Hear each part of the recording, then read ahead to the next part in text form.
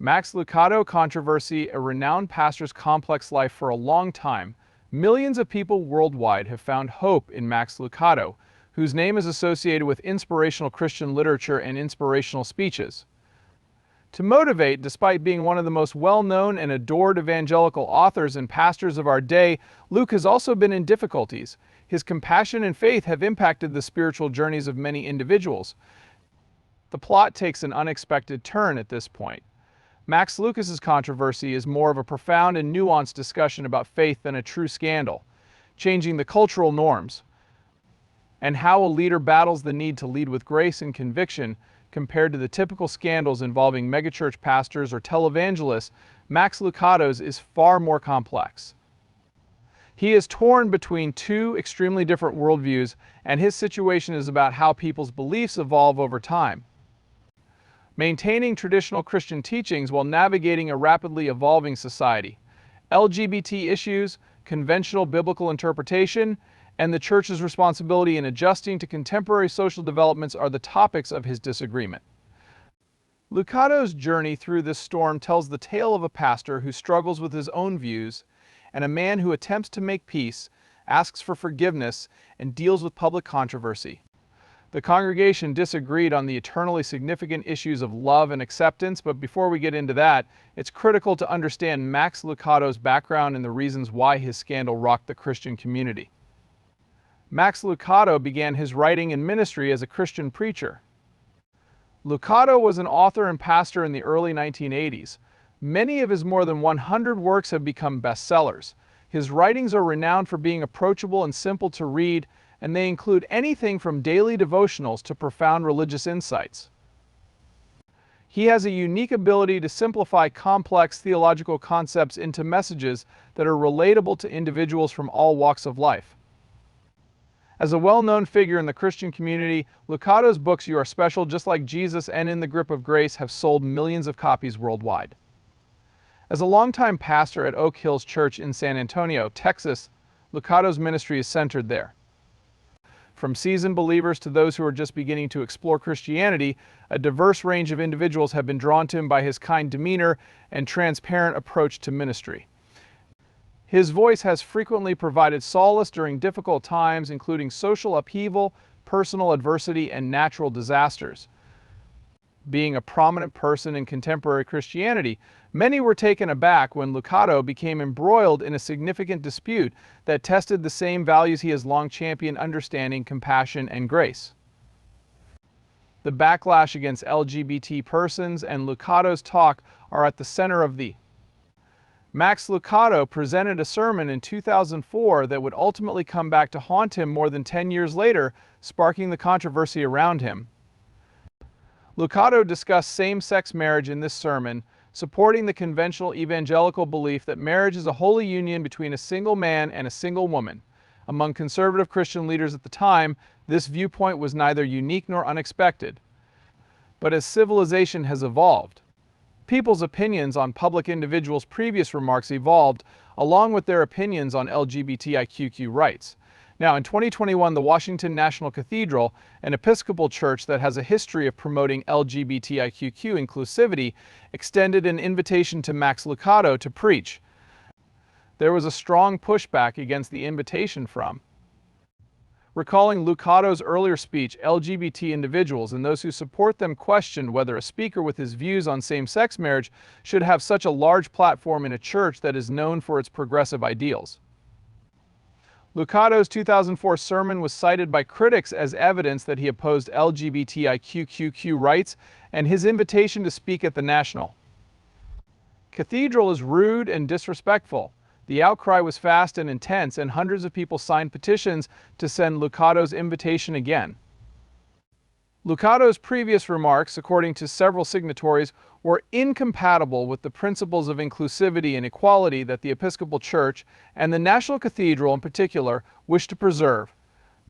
He apologized in public as the criticism increased.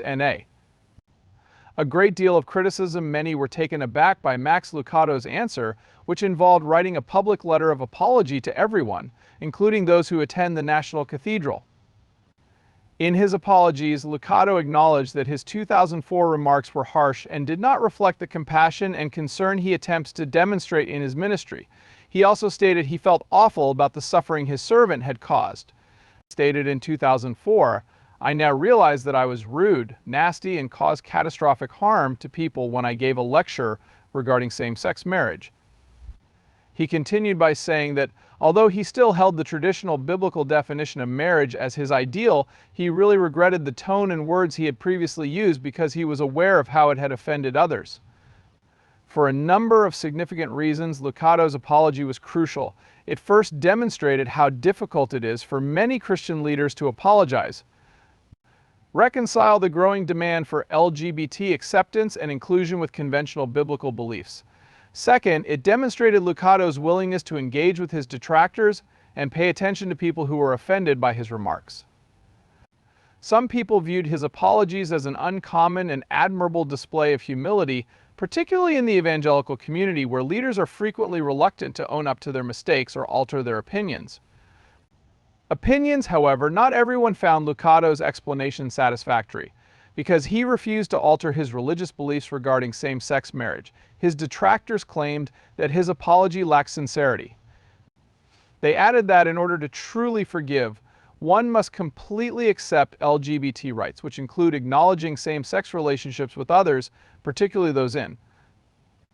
Conservative Christians were incensed that Lucado even offered an apology following the incident, believing it to be a betrayal of holy truth. Difference in talk, Lucado's problems continued after he apologized.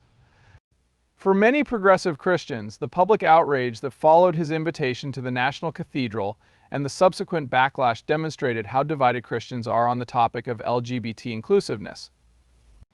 According to them, Lucado's invitation to speak in the National Cathedral was a step in the wrong direction. For LGBT persons who have been excluded and marginalized by the church, having someone preach at such a significant event who has a history of opposing same-sex marriage sent a negative message. Some demanded more stringent guidelines for who might talk in inclusive settings, arguing that only people who firmly believe in LGBTIQ rights should be allowed to do so. However, Lucado's apology was viewed by many Orthodox Christians as meaningless and perhaps detrimental, they feared, that his readiness to. "I apologize for preaching a message that contradicts the Bible," demonstrated how these individuals were a part of a broader movement to compromise on fundamental Christian principles in order to appease society. Theological liberalism, which prioritizes contemporary relevance over biblical authority, was demonstrated by Lucado's apologies. Despite divergent views, the Max Lucado controversy sparked significant discussions among the Christian world. His tale caused a lot of people to consider adhering to conventional religious beliefs and showing love and support to those who feel isolated due to those views are at odds. According to Lucado, the incident improved his understanding of the suffering endured by many LGBT individuals. He added that even if people disagree with him on every subject, he wants his church to be a place where they all feel loved and accepted. The effects of the larger picture, how the church handles issues pertaining to LGBT people, the Max Lucado controversy serves as a metaphor for a broader struggle over LGBT issues that has been raging in the Christian church for many years. The conventional belief that same-sex relationships are against the Bible has been upheld by the majority of evangelical leaders. However, religious discussions have evolved along with public perceptions of LGBT rights. Christian communities have differing opinions on whether the church should encourage complete acceptance and affirmation of LGBT individuals or adhere to its traditional teachings on marriage and sexuality. Difficulties experienced by Christian leaders who wish to respond to the call for greater inclusion while maintaining their doctrinal convictions. It raises significant issues regarding the place of the church in a rapidly evolving society. How can the church uphold its principles while simultaneously demonstrating the love and the grace of Christ to all? How can Christian leaders address the challenging and frequently traumatic issues surrounding LGBTIQ people without alienating their congregations? The issue has humbled and transformed Lucado's life, but it hasn't altered his fundamental convictions. Thoughts on marriage: he wishes to express those opinions in a more compassionate and perceptive manner. His experience serves as a reminder that people may develop and evolve even when they are at the center of a dispute, and that even popular spiritual leaders can face criticism. Max Lucado's legacy is embroiled in controversy. The Max Lucado controversy demonstrates how things evolve over time. Of faith in the contemporary era. As society evolves, the church must also adapt to new challenges and concerns. Even after receiving harsh criticism, Lucado's willingness to apologize for past transgressions demonstrates a unique humility and growth readiness that many find admirable. But his tale also demonstrates regarding how to integrate LGBTQ individuals, there are significant differences of opinion within the Christian community. Lucado's apology went too far for some people and too little for others. Whatever your stance on the matter, Lucado's experience with this controversy serves as a potent reminder that faith is a dynamic relationship with God rather than a static concept. God, who always inspires us to reflect, be humble, and most importantly, love, has Max Lucado's legacy will be influenced by his handling of one of the most challenging and contentious periods of his career, as well as the books and sermons he has authored and delivered. Ultimately, Max Lucado's story is about faith, grace, and the strength of love despite difference, not only controversy.